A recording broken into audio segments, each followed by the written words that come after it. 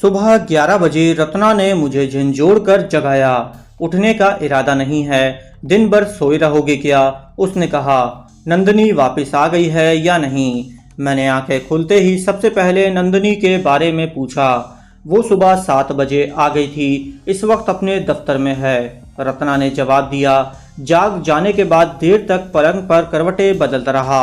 रत्ना ने मुझे चाय लाकर दे दी। मैं बेड की पुष्टगाह से टेक लगाए बैठा चाय पीता रहा और नंदनी के बारे में सोचता रहा। क्या वो महज हमदर्दी की बिना पर हमारा साथ दे रही थी, अपने आप को मुसीबत में डाल रही थी? वो ये बात भी अच्छी तरह जानती थी कि अगर ये राज खुल गया तो उसे भी नहीं बख्शा जाएगा। नंदनी से दोपहर के खाने पर भी मुलाकात नहीं हुई थी। शाम 6 बजे गुप्ता आ गया। उसने बताया कि नंदनी जयपुर चली गई है, 8-9 बजे तक लौट आएगी। मैं अजीब शशोपंज में मुब्तला था। कभी नंदनी की इन पुरस्कार सरगर्मियों पर शुबा होने लगता और कभी मैं अपने आप को सर्जनिश करने लगता कि बिला वजह उस पर शक कर रहा हूँ। नंदनी रात 9 बजे के करीब वापस आई। वो बहुत थकी हुई लग रही थी। उसके थोड़ी देर बाद जब हम खाने पर बैठे, वो बता रही थी सुबह सयाहों की एक बस सारिका जा रही है। वो चंद लम्हों को खामोश हुई, फिर मेरी तरफ देखते हुए कहने लगी, तुम लोगों की खातिर मुझे इसकी जो कीमत अदा करनी पड़ी है, इसका तुम अंदाज़ा नहीं लगा सकते। बहरहाल आज की भागदौड़ के बाद मैंने ये भी पता चला लिया है कि उसका बस का ड्राइवर और हेल्पर कौन होगा और सयाहों के साथ गाइड कौन होगी।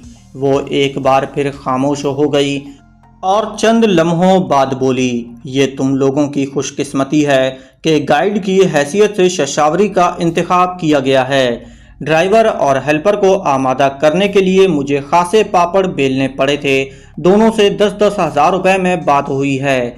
20,000 रुपये एक और आदमी को देने पड़ेंगे जिसने ये टूर अरेंज करने में अहम किरदार अदा किया है। ठीक है, हम ये रकम दे देंगे, लेकिन ये लोग कोई गड़बड़ तो नहीं करेंगे? मैंने कहा। रास्ते में गड़बड़ नहीं होगी। तुम लोग खैरियत से सारिस्का पहुंच जाओगे। वहां से अलौर जाने के लिए फौरन ही कोई ना कोई बस वगैरह मिल जाएगी, नंदनी ने कहा। ड्राइवर और हेल्पर अभी 11 बजे के करीब यहाँ आएंगे। उन्हें रकम अभी अदा करनी होगी। तीसरा आदमी सुबह आएगा, 20,000 उसे देने होंगे। ये रकम तो हम तुम्हें अभी दे देंगे। मैंने कहा, लेकिन प्रोग्राम क्या है? क्या सुबह हमें जयपुर जाना होगा, जहां से बस रवाना होगी? सारिस्का जाने वाली बस यहीं से गुजरेगी, नंदनी ने जवाब दिया। बस सुबह 7 बजे यहां पहुंच जाएगी। चंद मिनट के लिए हम उसे रोके रखेंगे। इस दौरान ड्राइवर और शशावरी अंदर आ जाएंगे। तुम दोनों उनसे अपने कपड़े बदल लेना। तुम ड्राइवर की सीट संभाल लोगे और रत्ना गाइड की हैसियत से बस में सवार होगी। ड्राइवर और शशावरी आम मुसाफिरों की तरह बस में बैठ जाएंगे। राजस्थान तो तारीखी इमारतों से पटा पड़ा है, रत्ना ने कहा। इस रास्ते में भी जगह जगह ऐसी इमारतें होंगी। अगर बस के मुसाफिरों ने किसी जगह के बारे में पूछ लिया तो मैं क्या जवाब दूंगी? ऐसी कोई बात हुई तो शशावरी संभाल लेगी। तुम्हें परेशान होने की ज़रूरत नहीं। और हेल्पर का क्या होगा? उसका इस मंसूबे में कोई किरदार नहीं है, सिवाय इसके कि वो चूंकि इस राज में शामिल है, इसलिए उसे रकम देनी पड़ेगी, नंदनी ने कहा। खाने के बाद नंदनी भी हमारे कमरे में आ गई। मैंने रत्ना को इशारा किया। उसने अलमारी के निचले खाने में से सूटकेस निकाल लिया। ये वही सूटकेस था जो शशावरी लेकर आई थी और हमने सब कुछ उसमें रख दिया था। नंदनी चूंकि हमारे पास मौजूद जेवरात के बारे में जान चुकी थी, इसलिए मेरे ख्याल में मजीद राजदारी की ज़रूरत नहीं थी। रत्ना ने अपने गिरेबान में हाथ डालकर चाबी निकाली और अटैची के दोनों ताले खोलकर ढकना उठा दिया। जेवरात और रकम की 2 साड़ियों में अलग अलग करके 2 बंडल से बना दिए गए थे और वो दोनों बंडल जूं के तूं सूटकेस में रख दिए गए। मैंने एक बंडल बाहर निकाल लिया। 10-10 हज़ार रुपये वाले नोटों के 4 बंडल निकालकर नंदनी के हवाले कर दिए। रत्ना ने एक तलाई कड़ा और 2 बंडल और निकाल लिए और उन्हें नंदनी के सामने रखते हुए बोली, मुआवजे के तौर पर कुछ पेश करना तुम्हारी तौहीन होगी। ये हकीर सी भेंट समझकर कबूल कर लो। नंदिनी के चेहरे का रंग बदल गया, जैसे उसे रत्ना की बात बुरी लगी हो। इनकार मत करना, एक बहन का तोहफा समझ लो। रत्ना जल्दी से बोली, तुम्हारी बात मान लेती हूँ। नंदिनी गहरा सांस लेते हुए बोली, बस ये कड़ा रख लेती हूँ, हर वक्त मेरी कलाई में रहेगा और तुम्हारी याद दिलाता रहेगा, लेकिन ये रकम मैं नहीं लूँगी। और वाकई उसने रकम नहीं ली। रत्ना ने सूटकेस बंद करके दोबारा अलमारी में रख दिया और हम वहीं बैठे बातें करते रहे। 11 बजे के करीब गुप्ता ने आकर बताया, ड्राइवर और उसका हेल्पर मिलने आए हैं। नंदिनी ने उन्हें अंदर बुला लिया। वो तीनों सिटिंग रूम में बैठे बातें करते रहे और फिर नंदिनी ने हमें भी वहीं बुला लिया। गुप्ता वापस जा चुका था। ड्राइवर का नाम सरनाम सिंह था और वो जयपुर ही का रहने वाला था। मैं कुरेद कुरेद कर उसके बारे में पूछने लगा ताकि ये मालूमात ज़रूरत के वक्त काम आ सकें। तुम लोग एक दूसरे के बारे में अच्छी तरह जान लो जब तक मैं चाय बनाकर लाती हूँ। नंदिनी कहते हुए उठकर चली गई। उसकी वापसी तकरीबन आधे घंटे बाद हुई थी। इस दौरान हम ड्राइवर और उसके हेल्पर से बातें करते रहे। रत्ना भी उन दोनों के बारे में कुरेद कुरेद कर पूछती रही। नंदिनी ने चाय की ट्रे मेज पर रख दी और नोटों का एक बंडल भी उसके हवाले कर दिया। 12 बजे के करीब वो दोनों चले गए। नंदिनी फिर हमारे कमरे में आ गई और तकरीबन 2 बजे तक वहां बैठी बातें करती रही। उसके जाने के फौरन बाद मैं भी सो गया था। सुबह 6:30 बजे मेरी आंख खुल गई। रत्ना पहले ही जाग चुकी थी। उसके थोड़ी ही देर बाद नंदिनी चाय ले आई। चाय पीकर तैयार हो जाओ, बस ठीक 7 बजे यहाँ पहुँच जाएगी।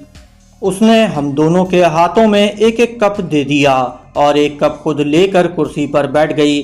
चाय पीकर मैं कमरे से निकला और बंगले के पिछले हिस्से में वाक़े बाथरूम में घुस गया। 7 बजे बाहर बस की आवाज़ सुनाई दी और उसके थोड़ी ही देर बाद शशावरी ड्राइवर के साथ बंगले में आ गई। हेल्पर नहीं आया, उसकी ज़रूरत भी नहीं थी। तुम दोनों दूसरे कमरे में जाकर आपस में कपड़े तब्दील कर लो। नंदिनी ने मुझे और ड्राइवर को इशारा किया और तुम दोनों भी। अब उसका इशारा शशावरी और रत्ना की तरफ था। मैं रत्ना के लिए दूसरी साड़ी ले आई हूँ, मैं अपने ड्रेस में जाऊंगी। शशावरी ने अपना शोल्डर बैग खोलते हुए कहा। मैं ड्राइवर के साथ दूसरे कमरे में आ गया। हमें लिबास तब्दील करने में चंद मिनट से ज़्यादा नहीं लगे थे। ड्राइवर की वर्दी मुझे बिल्कुल फिट आ गई थी। बाएं जेब पर बैज लगा हुआ था और टोपी पर भी सामने की तरफ ITDC का निशान बना हुआ था। मैंने ड्राइवर से उसका धूप का चश्मा लेकर भी लगा लिया और जब आईने के सामने खड़े होकर अपना जायज़ा लिया तो मेरे होठों पर खफीफ सी मुस्कुराहट आ गई। जब मैं उस कमरे में वापस आया तो रत्ना भी कपड़े बदल चुकी थी। गुलाबी साड़ी में वो खिला हुआ गुलाब ही लग रही थी। शशावरी की उस साड़ी पर बैज दुरुस्त कर रही थी। नंदिनी मुझे देखते ही उठ गई।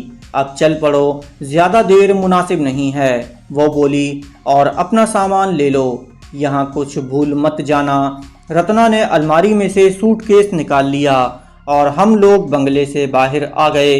ड्राइवर हमारे पीछे पीछे चल रहा था। बस दफ्तर के सामने खड़ी थी। कुछ सयाह नीचे उतरकर टहल रहे थे।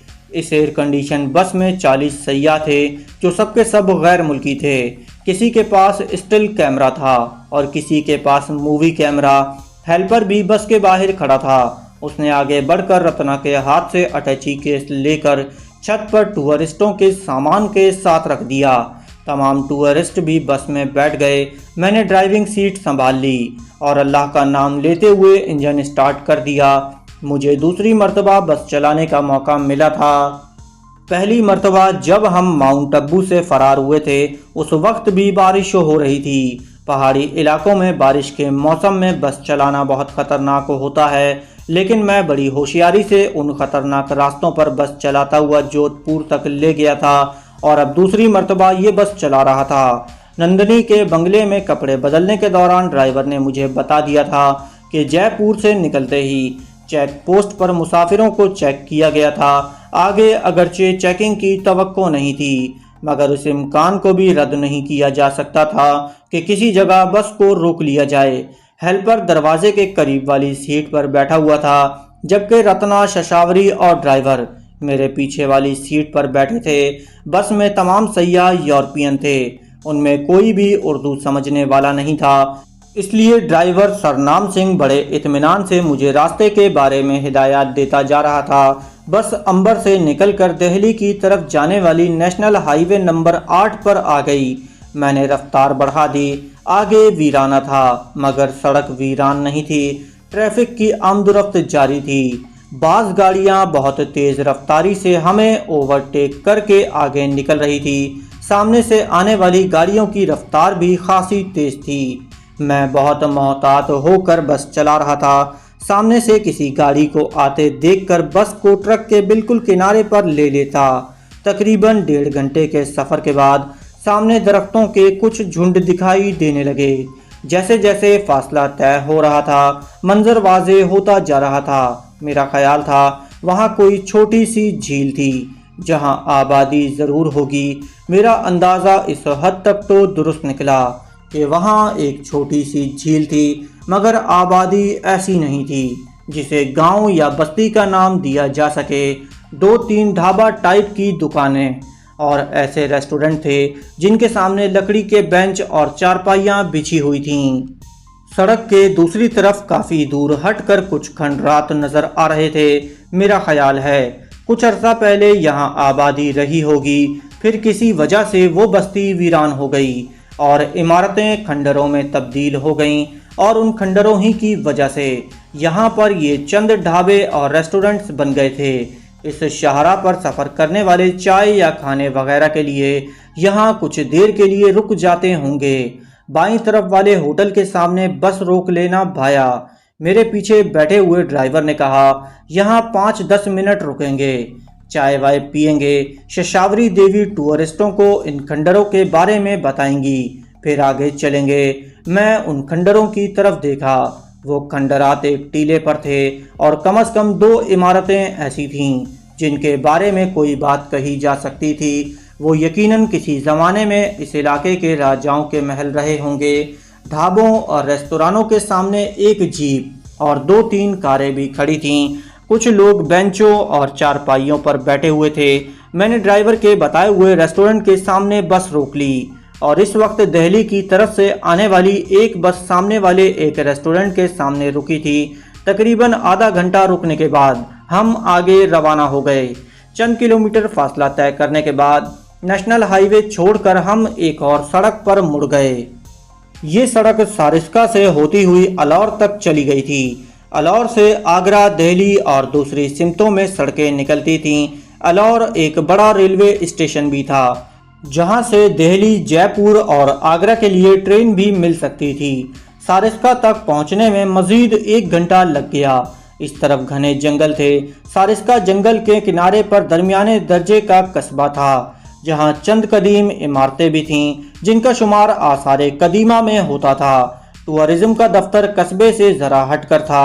उसके साथ ही एक बहुत बड़ा गेस्ट हाउस भी था। यहाँ एक बहुत बड़ा सारिस्का पैलेस होटल भी था और ये होटल भी महकमा सयाहत के ही ज़ेरे इंतज़ाम था।